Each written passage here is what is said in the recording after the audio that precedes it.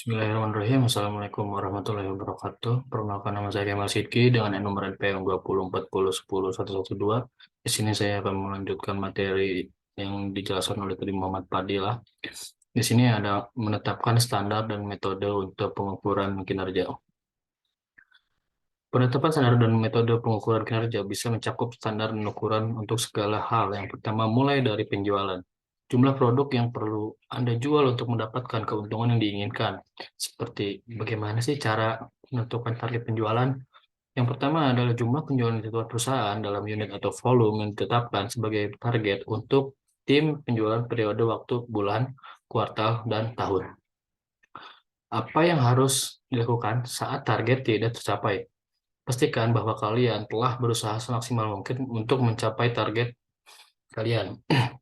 Kalau kalian telah mengupayakan secara maksimal usaha mencapai target namun belum ada hasilnya, berarti mungkin kalian perlu mengubah strateginya. Ubahlah strateginya. Yang jelas dalam hal ini, pastikan kalian sudah berusaha semaksimal mungkin, tidak ada kelalaian dari kalian untuk kalian bisa berusaha sehingga target itu tercapai. Eh, Cobalah kalian membuat strategi baru sehingga kegagalan tidak dapat terulang kembali di hari-hari berikutnya, dan kalian harus tetap optimis bahwa kalian itu akan berhasil. Biaya tenaga kerja langsung atau disebut juga upah bagian gaji yang dapat secara khusus dan konsisten ditugaskan untuk berhubungan dengan produk, urutan tertentu, dan penyediaan layanan juga. Kita juga dapat mengatakan hal itu adalah biaya pekerjaan yang dapat dilakukan oleh pekerja yang benar-benar membuat produk lini produksi. Nah, dan yang terakhir itu ada keamanan pekerja. Apa sih yang disebut keamanan kerja? Keamanan kerja adalah unsur-unsur penunjangan yang mendukung terciptanya suasana kerja yang aman, baik berupa material maupun non-material. Kenapa? Karena keamanan kerja itu penting.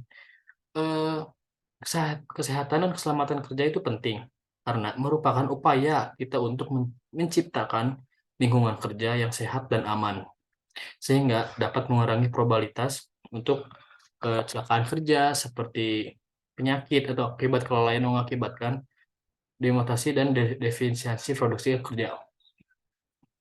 Nah, di slide selanjutnya ada biaya berbasis aktivitas. Penetapan biaya berbasis aktivitas yang disebut dengan ABC dalam metode akuntansi dikembangkan baru-baru ini untuk mengalokasikan biaya eh, tidak langsung dan tetap ke masing-masing produk atau lini produk berdasarkan aktivitas nilai tambah yang ke produk tersebut.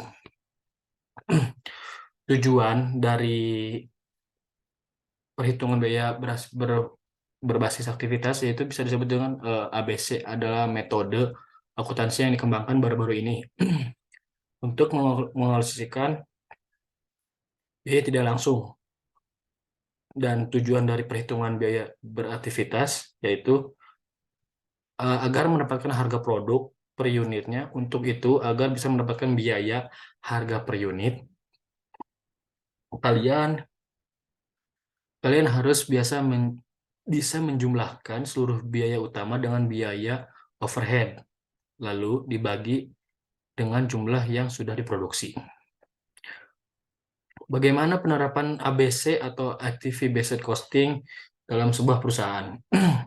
Perusahaan menerapkan sistem ABC adalah metode penentuan harga yang menusulur biaya ke aktivitas, seperti kemudian ke produk, ke produk.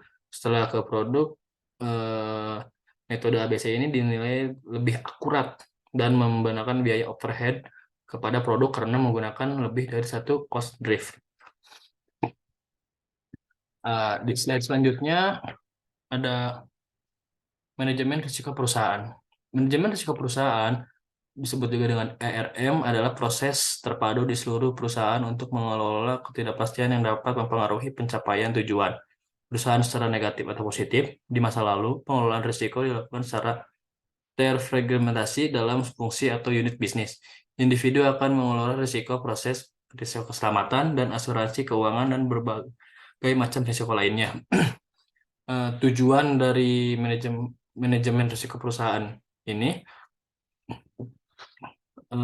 adalah mencegah bisnis perusahaan mengalami kebangkrutan.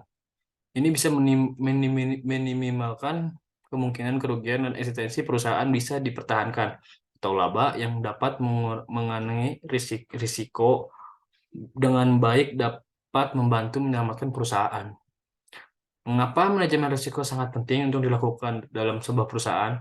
Karena manajemen risiko bisa mengurangi kemungkinan gagal sehingga dampak kerugian internal dan eksternal yang akan terjadi terhadap laba perusahaan, pelanggaran hukum, dan penurunan produktivitas SDM, dan penurunan reputasi perusahaan dapat berkurang. Baik, segitu dari saya. Eh, Mohon maaf bila ada kesalahan atau pengucapan kata yang tidak berkenan.